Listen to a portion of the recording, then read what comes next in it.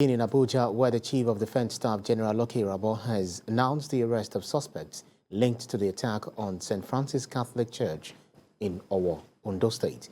The Chief of Defense Staff disclosed this at a forum in Abuja. He identified Idris Abdul Malik as the mastermind of the terror attack and the police station attack in Kogi State that claimed the life of a police officer.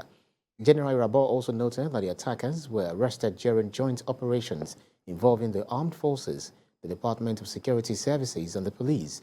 Other suspects arrested include Momo Abubakar, Aliyu Yusuf, Alwal Isa, all arrested in Kogi State. About 40 persons were killed when gunmen stormed the Catholic Church in June and opened fire on the congregation as the worshippers scampered for safety.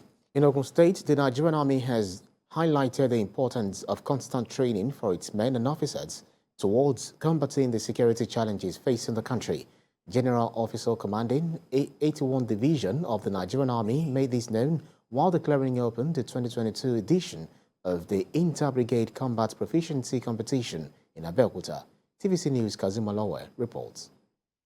Terrorism, banditry and kidnappings are part of insecurity challenges currently facing the country, and the Nigerian Army has reaffirmed its commitment towards protecting the territorial integrity of the country.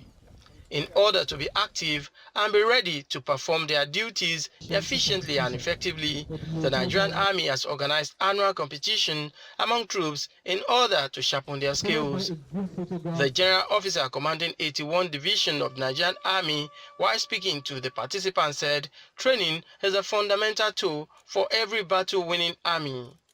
He noted that troops' performance in peace and wartime remains a direct result of the qualities of their training. The need for enhanced and qualitative training in the Nigerian Army is more needed now than ever. This is as a result of the security challenges bedeviling our dear nation. It is therefore in this line with the Chief of Army Staff vision, which is to have a professional Nigerian army ready to accomplish a SAM mission within a joint environment in defense of Nigeria. The competition will also assist the troops in improving their combat readiness skills, leadership value, and organizational ability among officers in the division. Participants were also urged to put in their best so as to derive the maximum benefits from the competition and also make their formations proud. I want to assure you that the brigade is well prepared to host the event, and the days you remain in the brigade, it will be a worthwhile for you. The competition will feature map reading, combat training, obstacle crossing, and skills at arms. Kazim Olowe, TVC News, Abeokuta. And in Osun State, a coalition of civil society organizations has called on the Inspector General of Police, Usman Alkali Baba, to review deployment of officers to the state governor-elect in the interest of peace. Addressing journalists in Osogbo, the groups alleged that 2 police officers deployed have many cases hanging on their necks and have been recommended for punishment for several human rights abuses by the Judicial Panel of Inquiry on Police Brutality. TVC News correspondent Rafiu Hamid reports. Police Isaac Omayele is said to have been deployed to the Osun State governor-elect as his chief security officer. The same officer who was alleged to have been fingered in several extrajudicial killings in and around the state was also alleged to have shot dead one Abidin Olaleka in Ede on Friday last week, where this house was also burnt.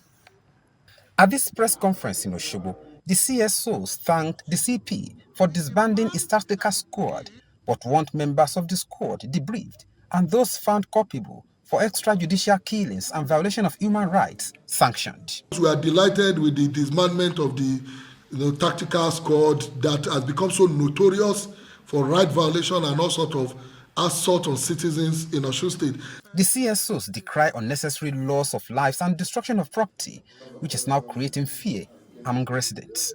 4 or 5 days ago, the whole of Agbesa was shut down by hoodlums who ordered people on that axis to close shop And it became a point of concern to people in the state that if some set of persons could hold the state or a particular section of the state to ransom, it could escalate.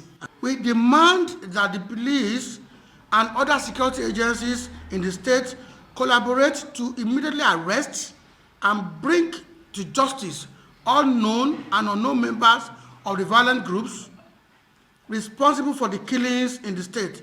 They want the report of Osun State Panel of Inquiry on Police Brutality implemented to serve as deterrent to others. Judicial Panel on Police Brutality, popularly called NSAS. The report is in the public domain. If you go through that report, I can confirm to you that of the 5 that have been deployed as aides to the governor-elect, 2 of them were recommended for one punishment or the other in that NSAS report. So it becomes an issue of concern to us. The State Commissioner of Police, Olawale Olokode, had promised to ensure thorough investigations into the allegations leveled against members of the tactical squad. In the last 3 weeks, insecurity seems to have assumed an alarming dimension in Osun State. No fewer than 6 persons, including 2 non-state actors, were said to have lost their lives. Residents want governments and security operatives to be alive to their responsibilities if Osun must continue to sustain our status as the most peaceful state in Nigeria. Rafi Hamid, TVC News, Osogbo. The federal government says it's taking decisive steps to stem the tide of oil theft and pipeline vandalism in the country. Minister of State for Petroleum Resources, Timipre Sylva, said this when he led a delegation to Governor Hope Uzodinma in Owerri, the Imo State Capital. The minister says Nigeria is losing 400,000 barrels of crude oil per day, dropping daily production of 1.8 million to 1.4 million barrels. Now, the health matters. The Chief Medical Director of Mariam Abacha Children and Women Hospital, Bello Lawal, has urged Nigerians to desist from all form of discrimination against victims, vesico-vaginal fistula. Dr. Lawal stated this while receiving surgical instruments for free VVF surgeries for 10 victims donated by workers of a corporate organization in Sokoto. He also noted that VVF is a curable and preventable disease and urged Nigerians to support victims to aid their reintegration to the society.